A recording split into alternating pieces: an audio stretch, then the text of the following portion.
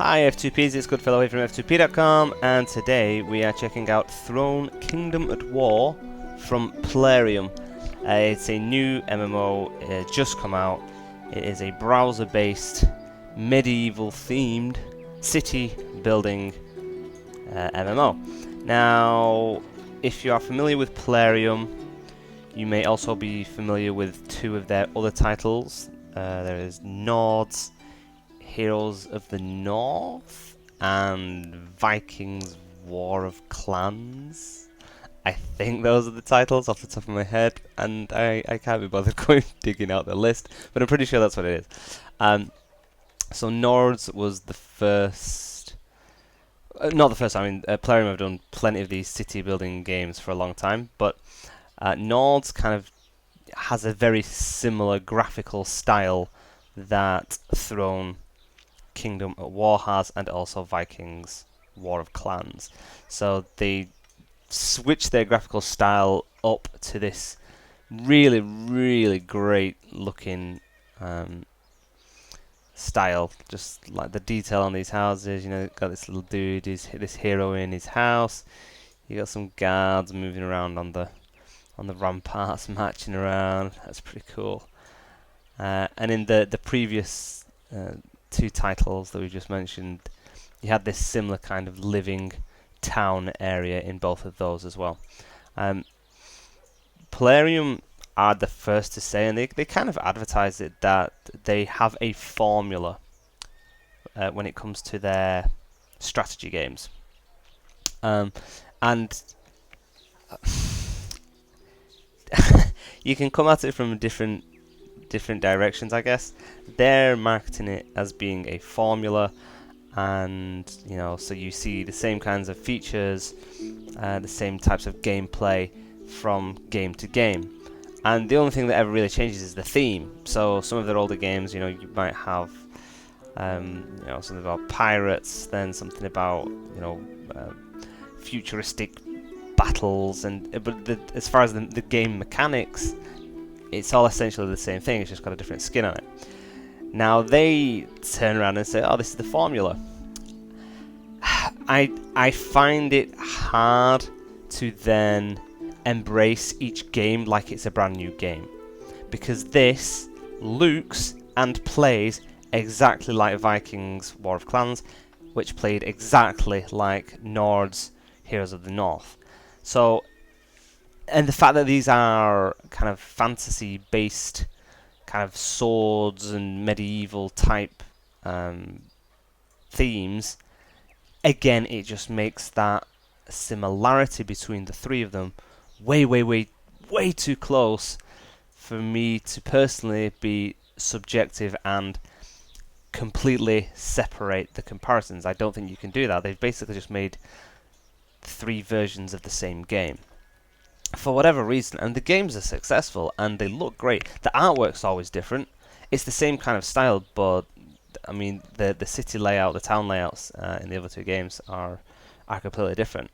But it is the same way of progression, the same building your heroes up. There's little tweaks on features here and there, but it's the same kind of thing. So we're going to take a first look at this, and if you have played the other games, you will see the similarities. But we've played it for a little while to get to grips with what's on offer. And it's probably best that we did, because the early gameplay is just boring. Really boring. It takes you through the process of well, you start with the tutorial, you've got an NPC kind of talking to you and guiding you, but you're basically following the quests. So let me just claim all these for a second. Look at us leveling up. Power levelers. Boof, boof. Yeah. Claim. We completed a lot of quests and didn't bother claiming them. Okay, so these are your quests, and they're split into three different categories. Warrior training, so it's just basically training up units. Building, constructing different buildings. Conducting studies, learning new technologies. Now, when we first started playing, our initial warrior training quests were train 10 strikers, train 10 foresters, train 10 slingers, and once we'd completed those quests, they just turned into, well, now train 25 of each of them. So not really that much you know, not really that inspiring, these quests. Same with the buildings. Build 4 farms, build 4 barracks, build 4 quarries, and then you do that. Okay, upgrade the farm, upgrade a farm to level 2, upgrade a house to level 2, and it's just the same thing. The studies are even more redundant because it is basically study quarrying level 1. Well, I have to. I don't have a choice about it. It's like, let's have a look. So this is the technology trees. So you got your academy. By leveling it up, it increases how quickly you can get through the technologies. So again, it's broken down into 5 different knowledge trees, studies, areas of studies, whatever you want to call them. So you've got building. So this would be our first one. We can't upgrade, so you can unlock a technology, and then you can upgrade it to kind of further improve it, which we can't do until we level up our academy. So that's kind of also a little prerequisite for those. Now, if you wanted to go into logging, that will take 1 hour and 28 minutes real time for us to do that, or we can upgrade it instantly by spending premium gold currency, and I think it's like $5 maybe for, I think it was 1,500 gold. I can't remember off the top of my head, but anyway, that's a lot of money to invest just for leveling up one of your techs. So that's 53 minutes, 54 pretty much, and that's 1 hour and 28 minutes. So they're all broken up. These are your different your military ones. Espionage is for spying on other players, and so this scouting speed. What's that for? Oh, so we need to go into that one first. Can't even pick up that one. So this tech leads into this one first. That's 14 minutes. Okay, not quite as bad. But as you can see, these techs take quite a while to actually get through. We've already unlocked these ones, so it would be okay. Archeress training costs. We need to unlock archeresses level 1. Where's archeresses level 1? Well, that is archeress training. And to unlock archeresses, we need to unlock archeresses. What? Okay, so to unlock that, we need range defense 1 and academy level. Okay, so basically, we ain't getting into that anytime soon. That's just not something that we're going to be unlocking. I'm still looking for the tech for that quest. Let me find it 1 second.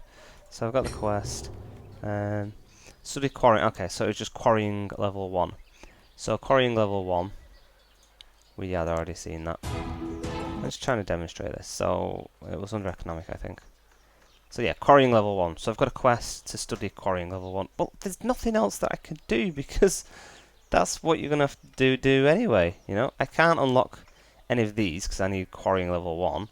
I can't unlock metallurgy without doing farming. And once I get to resource yield, well, I have to have already got all these 3 prerequisites: metallurgy, capacity, and marching speed.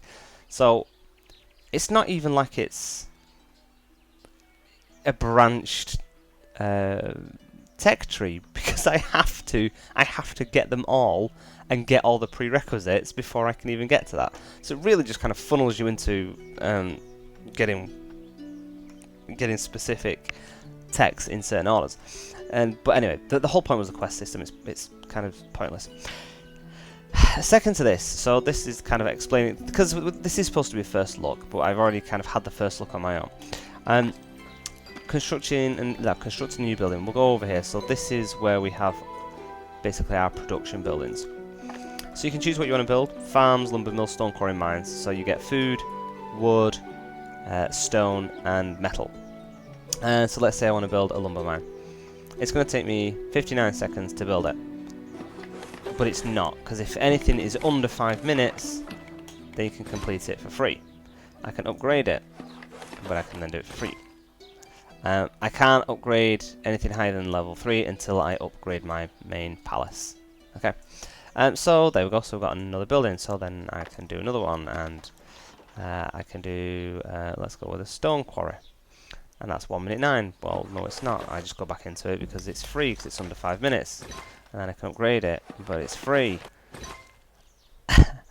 And I've had to do this over and over for every building, and it's absolutely pointless. It's pointless making me do this over and over again for all these different buildings, because that's basically what the starting part of my new player experience was. It's just grinding out, building these frigging buildings. So it took ages to kind of get anywhere into the game. But once we did, we're kind of at a point where we have a couple more options. A few more of the buildings that we've got. So this is the palace, so we need to upgrade this for essentially upgrading everything else. But in order to upgrade this, we need to upgrade the wall to level 2. So if we go to the wall, there we go. Oh wait, in order to build the wall, we need to get the workshop to level 2. Okay, right, so we can upgrade the workshop, get that to level 2, so that's free. Boom. Right, okay. Oh, we can go level 2. Okay, let's do that. That's free. Okay, cool. Right. Oh, we can go to level 3? Okay, let's do that. Oh no! Oh, right, I can't, because you can only build one thing at a time. So, in order to upgrade that, we are going to... That's going to cost 90 minutes. Hold on, well, why is it now letting us do it? Why? I thought we had to do the wall. Oh, did I just jump ahead and do that then? Okay, cool. So, there you go. So then you would build your palace, but you can only build one thing at a time, so we'll not do that just yet. You've got barracks. The higher the level on the barracks, the more units you can construct at any one time. So you've got your various troops that we've unlocked. Unlocked any of these tier 2 ones, tier 3, tier 4, tier 5.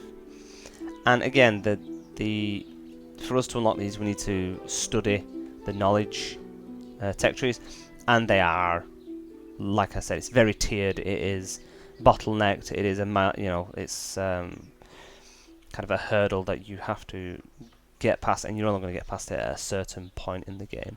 But otherwise, these are the units that we've currently constructed, and constructing them is easy enough. So if we wanted to train some more strikers, click strikers, and we can do 20 at a time now. There you go, but that's going to take ages. If we go and decide to do, that's the point. So if we did 10, okay, if we did 12, I don't know whether we can rush these. Yeah, I didn't think we could. Okay, so with units you can't rush them, but you can spend boosts. So we've got various boosts. This is a 5-minute boost, so we can apply that and then it instantly finishes them. Yeah, I think because these are something that you'll constantly be creating, if you could rush them after 5 minutes, well, you wouldn't build 70 in one go. You would build 15 and rush it, 15 rush it, 15 rush it, and you get them all straight away.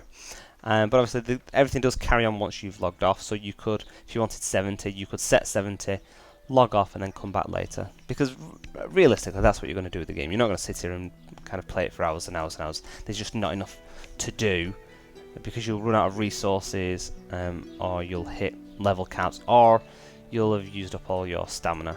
I actually don't know how this stamina system works, to be honest. I don't really feel like I've used any of it. I've got a hero, and this is my guy here. You can equip him with various gear and stuff, but you need to go to the workshop. And then to craft stuff, you need to have materials. Well, we've not got any materials.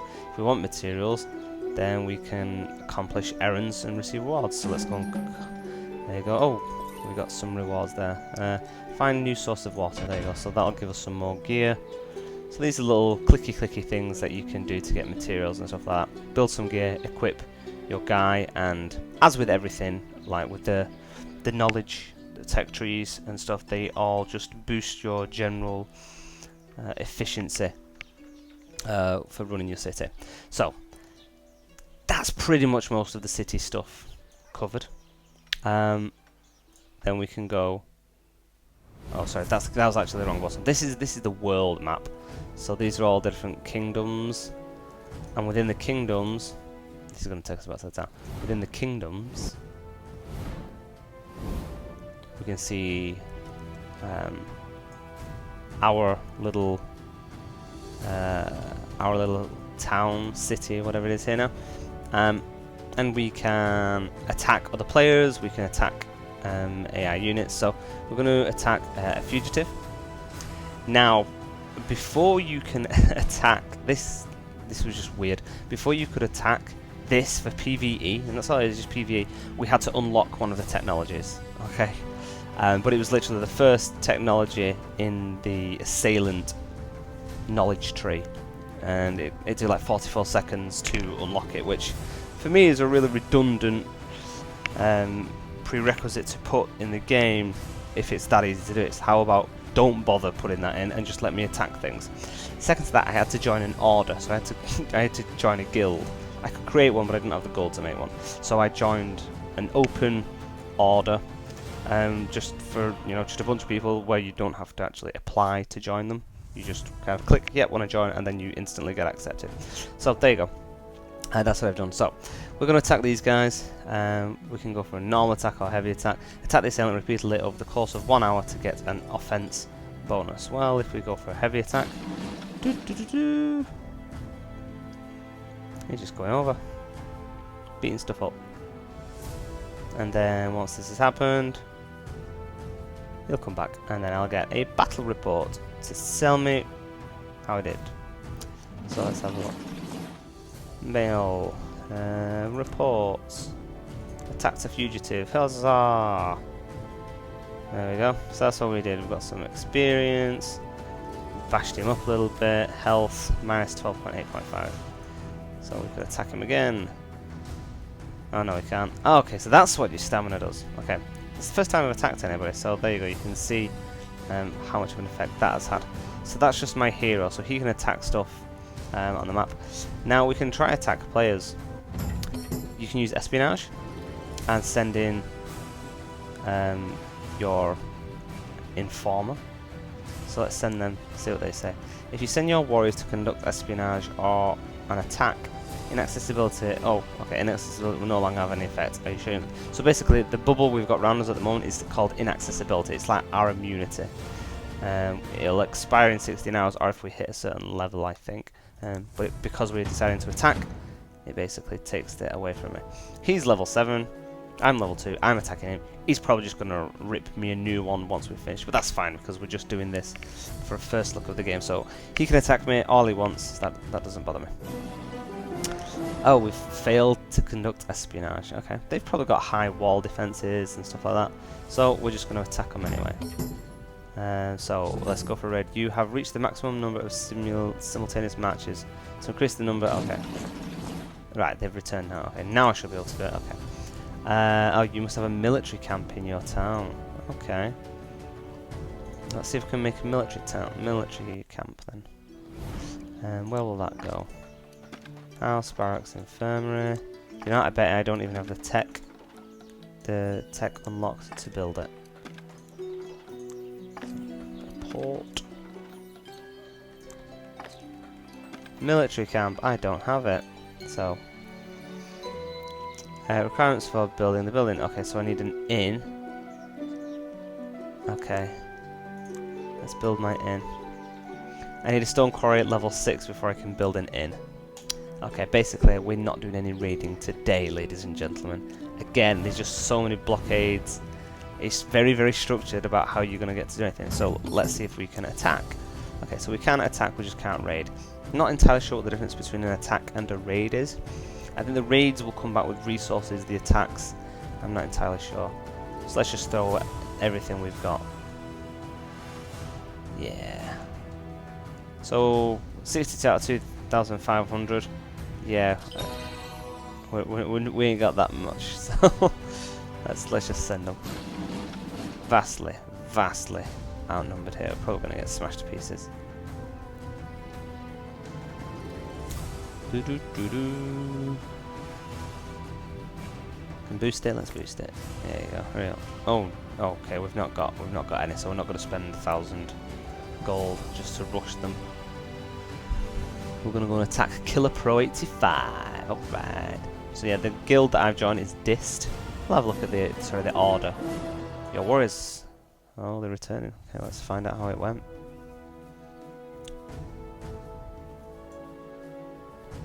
You see, most people around me are around similar low level. This is like Noobville. You can move your city, so if you started getting too high a level and you didn't want to be around all these low players, or you want it to be closer to where your order is, then you can get an item and move the location of your city. And you can even change it to different kingdoms, doesn't necessarily have to be in this kingdom. Okay, so how did we do? Battle reports, attack failed, espionage failed. Okay, so let's have a look. My power is 4,000, his is 27,000. Okay, so we lost 50 out of 60, lost 43 out of who knows what. So we got nothing, it was just an attack. But that's cool, I don't mind. Just wanted to check it out. So our order, there you go, we're with Digital Storm, Master King Brawler. He's got 4 million power, quite a bit more than me. But yeah, so we didn't even need to apply to his guild, it was just an open guild. Click it and we can leave whenever we want, but if we leave, we can't do any PvE. So, I mean, the game is kind of geared towards playing in an order, and you can help each other out and you can send each other resources and that kind of thing, and obviously you have protection. You know, if I'm nearby my order, then if Killer Pro decides he's going to start fighting me, well, my guys can wipe him out, etc, etc. As it stands, we're nowhere near our guild and aren't likely to be because we won't be playing it in a moment. But yeah, so those are your options, and there's plenty of stuff going on. There you go. So I guess you got your kingdom news. What's this here? Gift for visiting the game. Oh, thank you very much. Oh, so I've got VIP status for 24 hours. What do we get for our VIP status? So we get a free boost of the action in progress. Food production plus 5% lump. Okay, all production plus 5%. Okay, and then you can see what you would get if you got the highest level. 25% on your production stuff. That's pretty good. So there's various ways for the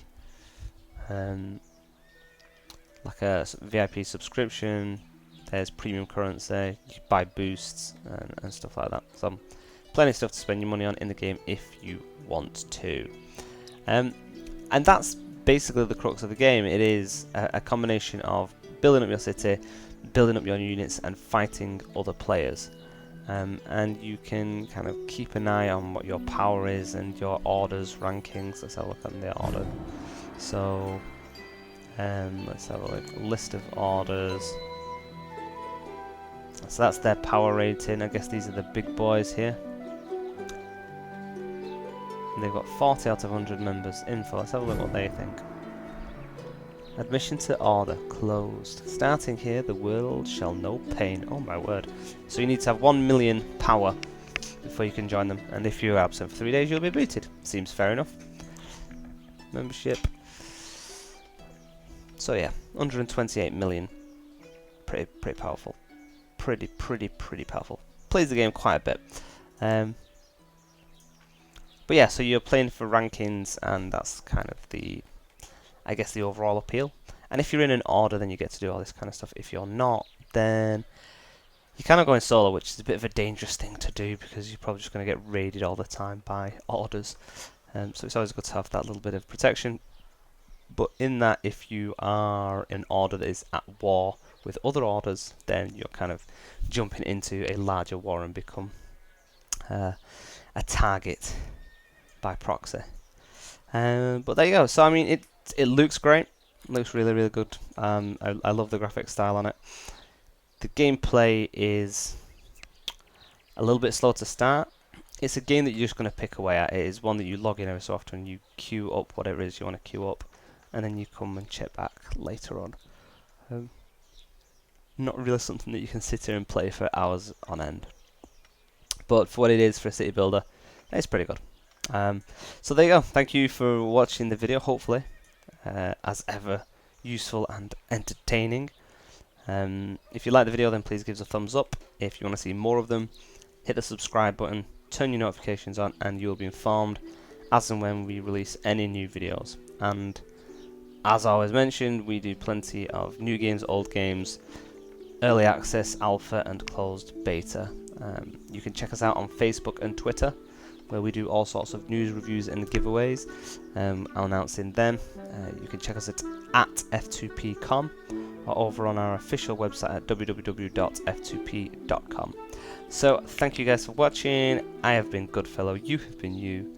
This has been Throne Kingdom at War, and hopefully we shall see you in the next video. Bye bye!